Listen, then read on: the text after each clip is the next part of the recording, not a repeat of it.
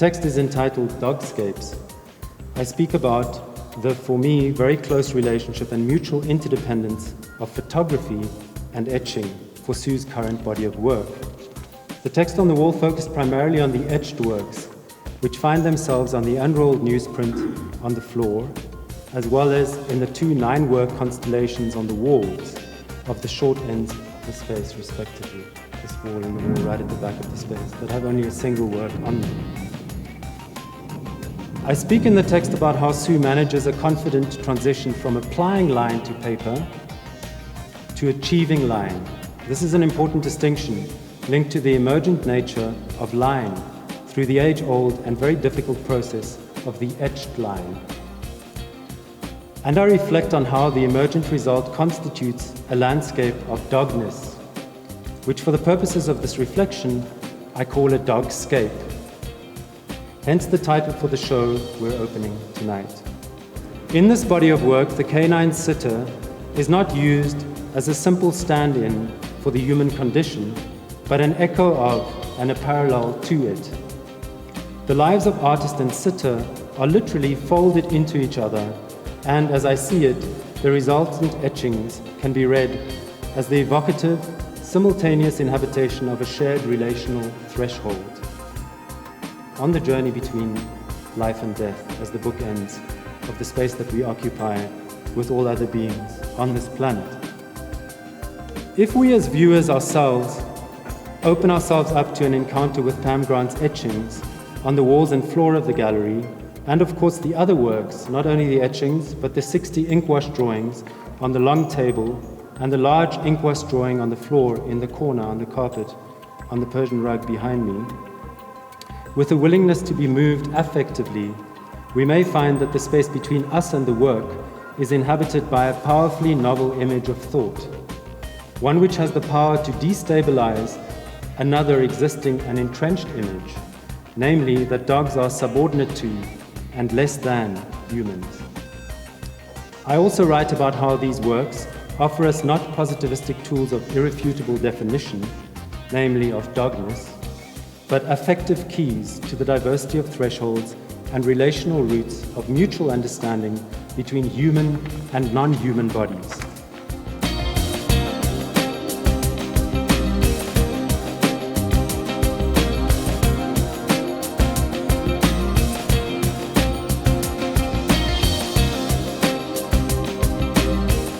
So let me just start with thanking Brenda for inviting Dogscapes to show in this beautiful space, and for your generous support in getting the show up and ready and allowing Alex and myself to do what we have done and not being afraid of putting etchings on the floor, and for hosting this gorgeous evening. So thank you, Brenda. Thank you, really.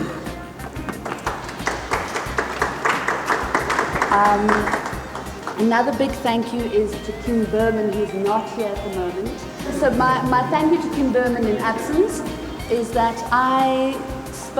Kim came to my studio and I showed her some of my work, and I said, you know, I really would be interested in learning about etching and extending my practice further. She said, well, why don't you come to APS and Artist Proof Studio and let's have a look. So I took my notebook, which was packed full of drawings, the ink wash drawings, and I sat with the team and we unpacked this idea of the next iteration of the work. And it was decided then that I would embark on this very challenging journey of etching. I thought that I was going to be there for like about 2 or 3 days, and I would, do some drawings on a plate and then hand it over to the team. And what happened was I was actually there for like 9 weeks, because it is a very challenging process for anyone who has obviously made etchings.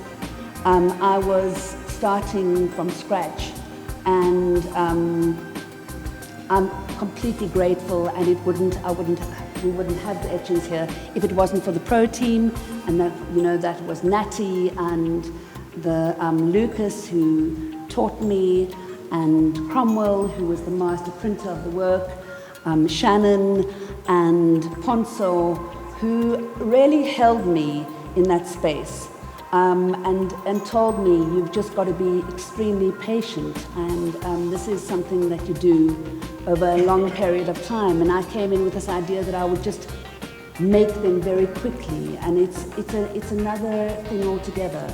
After the 8 weeks, I realized that, in fact, for me, and I'm still at the beginning of this process, it's what I would call a very painful meditation. Extremely frustrating, heart-rendering, very hard. I cried almost every day. And yet incredibly fulfilling when you get to the end. And I think that one thing that I did learn about the process of etching is that it brings together these two very opposing spaces. And the one space is the space of you have to be so precise, and it's full of precision. You've got to have so much patience. And on the other side, you have to have that abandonment. You have to have the abandon of almost being able to go, well, this is what happened, and you embrace that and you throw it away.